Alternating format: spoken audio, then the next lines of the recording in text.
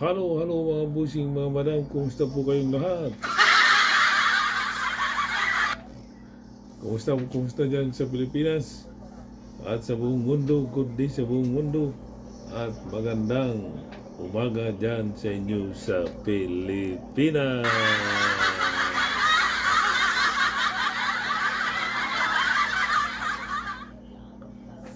Okay, alam kong sabik na kayong ha? Sabik na kayong paghihintay sa ikasampung impeachment trial ni Sara Duterte.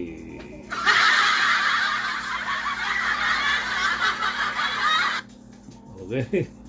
Okay, pag-uusapan natin to si Ruben Padilla, mga busing, mga bala. Kasi ito, lumabas na naman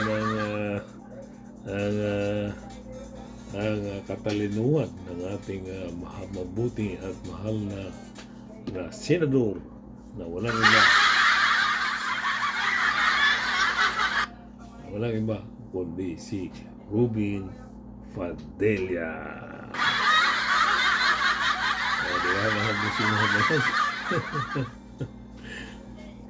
Ayon po sa kanyang talumpati, okay?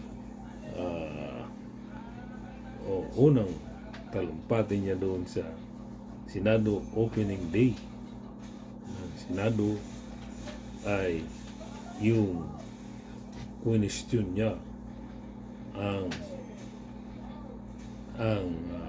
plano ng ating mahal na Pangulo tungkol yung question niya ay tungkol sa space rocket ng project ng ating mahal na Pangulo.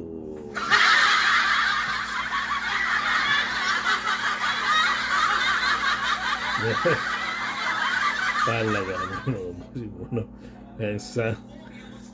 diba?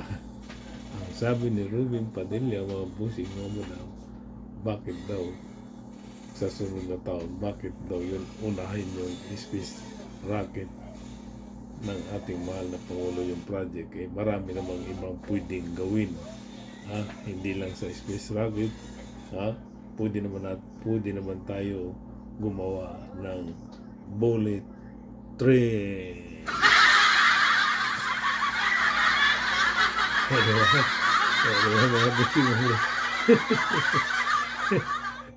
Talaga naman. Ang sabi na ni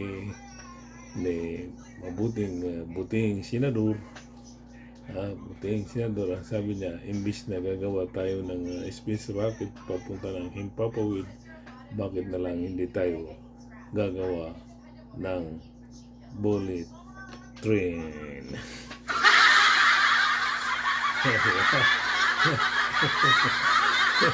Talaga naman ito si Ruben Padilla, talaga lumalabas talaga yung katalinuhan niya di ba? Alam mo mga busing, mga madam, kapag gusto mong gumawa ng bullet train, malaki pong kwan yan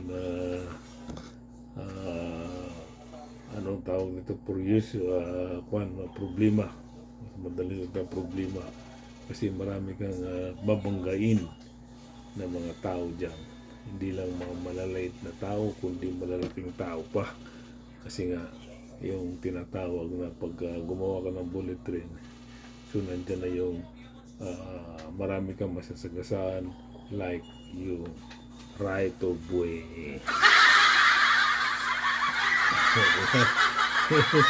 Kasi kasi pag gumawa ka ng bullet train, kasi maraming pinagdadaanan yun pwedeng dumaan sa subdivision o diba, pwedeng dumaan sa mall, o kasi pwedeng dumaan sa university, sa mga school, sa mga palayan. So yan lahat yan ay tinatawag na right of way. So kailangan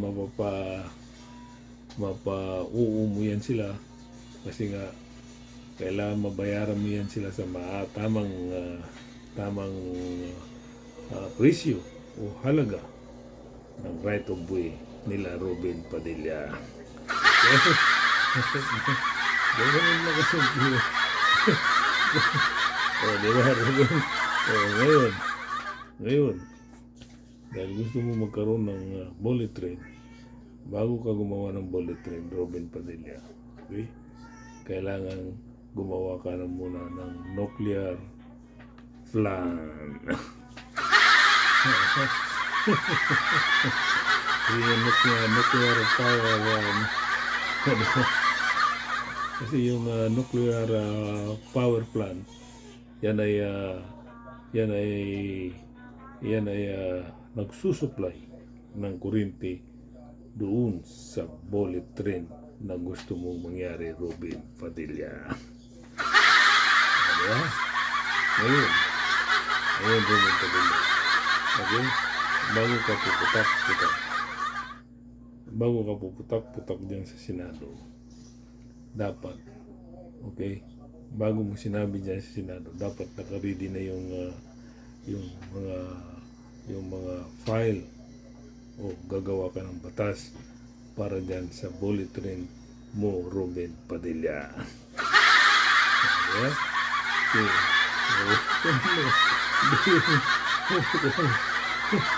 Hindi yung puro ka lang sa gis hindi naman wala ka naman plano.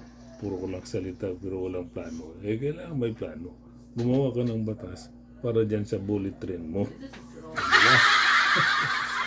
Ngayon, dahil gusto mo gumawa ng diba? Samantala yung plano ng ating mahal na Pangulo na space rocket, ayun ay wala nang hindi na kailangan ng right of way. Kasi palipad papuntang langit, papuntang himpapawid. So wala nang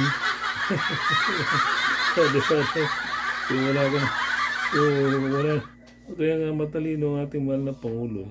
So hindi na kailangan ng right of way, wala nang masasagasaan kasi ang rocket ay lilipad papunta sa taas. Samantala ang bullet train dadaan sa lupa. So di ba? Ganun lang kasi. Di ba, Robin Padilla? So talagang utak nito ni Robin Padilla. Di ba mga busing mo na? Di ba?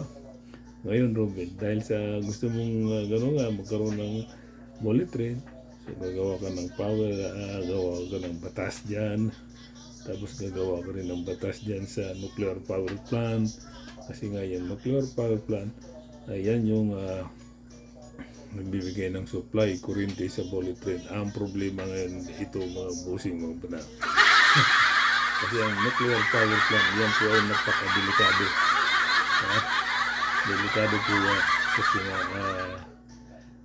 mostly yan nuclear power plant, mostly yan ay hazard yan, hazardous yan . So kunting pagkakamali lang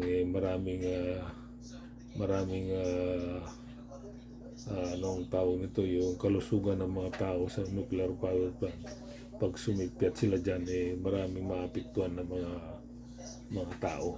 So kailangan quality ang paggawa ng nuclear power plant, Robin Padilla. Ganun lang. Pangalawa, Robin Padilla. Pangalawa. Diba? Pangalawa.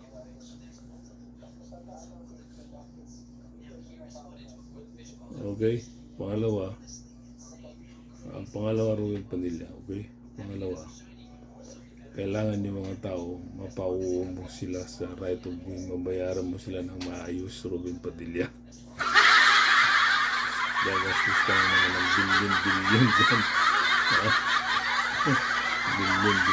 O di doon mo na lang itutok doon sa space rocket ni Pangulong Marcos. Wala ka pang babayaran sa right of way. Kasi yung rocket lilipad lang papuntang langit.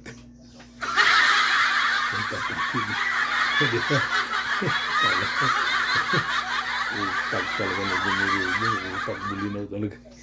Wala talagang utak, utak bulinaw talaga. Pero yung mo masasagasaan mo yung mga ospital. Kung sasagasaan mo yung ospital, siyempre, bullet train yan. Kung ang daanan papuntang school, masasagasaan mo yun. Kung ang daanan niya papuntang mall, di masasagasaan mo rin yun. So, ang dami mong babayaran, bilyon-bilyon. Harap pa dili. Kaya, hindi mo alam ang mga pinagsasabi mo. Di ba? Hindi mo alam ang mga pinagsasabi mo. Kaya, para gawin mo, matulog ka ng maayos. Paggising mo, Ruben Padilla, matulog ka ng maayos. Para paggising mo, malimpungatan ka at sabi mo mukhang mali yata yung mga pinagsasabi ko doon sa Senado, ah. Di ba? Ganun lang siya. Di ba? Mukhang mali yata yun, ah. Bakit ko nasabi yun? Tama nga pala, kailangan pa ng batas pa yun. Kailangan gumawa pa pala ako ng batas. At kailangan pa gagawa rin ako ng batas para sa nuclear power plant. Di ba rin? Paso yung utak bulinaw. Okay, hanggang dito na lang po mga bossing mo. Maraming salamat po. Kinuha ko lang po ito si Ruben. Dinibang ko lang to. Okay, maraming salamat. Bye-bye. Ang kape pa na sa inyo. Peace.